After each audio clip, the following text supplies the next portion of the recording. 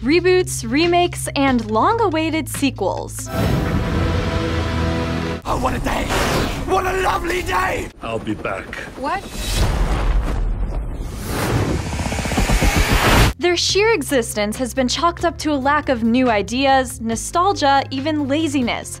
But it turns out there might be a very basic human emotion at play here: fear. Well, it's kind of fear. When you spend $100 million on a movie, you really want to be sure that someone's going to show up.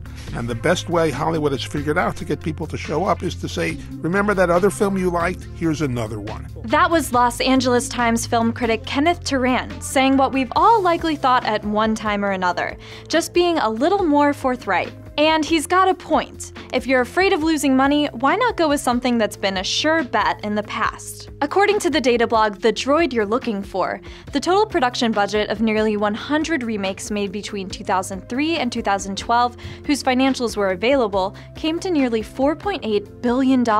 Compare that to the more than $12.3 billion those movies earned, and you've got a healthy return on investment. Not to mention, they only scored an average of 46% on Rotten Tomatoes, so they didn't necessarily even have to be very good. That doesn't mean a remake is always a sure bet.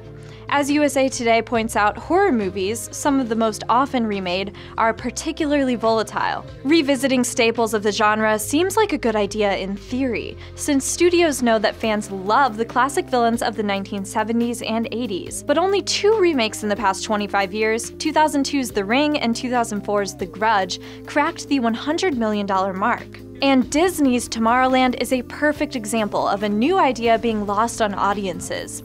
According to The Hollywood Reporter, the film could lose up to $140 million. Of course, revenue is a big deal on the small screen as well, and TV isn't exactly immune to the remake reboot bug. Oh my effing god! The X-Files is coming back to TV! Yahoo even has a TV reboot slideshow 30 deep. The headline? Reboot-a-palooza. If rehashed ideas don't rub you the wrong way, though, 2015 should be a pretty good year. A Vacation reboot and the next film in a little series called Star Wars are due out later this year. Chewie, we're home. I'm Kate Grumke for Newsy, News with the Y.